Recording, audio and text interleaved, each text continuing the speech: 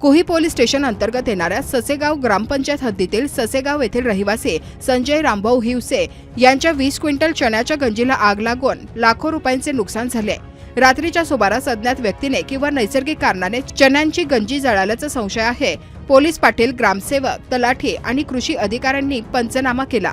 गंजी जळाल्याचे कारण अद्याप कळाले नाही। संजय रामभाऊ हेवसे राहणार ससेगाव यांना कोणीतरी परस्पर गंजी जळाल्याची माहिती दिली आणि ते धावत शेताकडे गेले।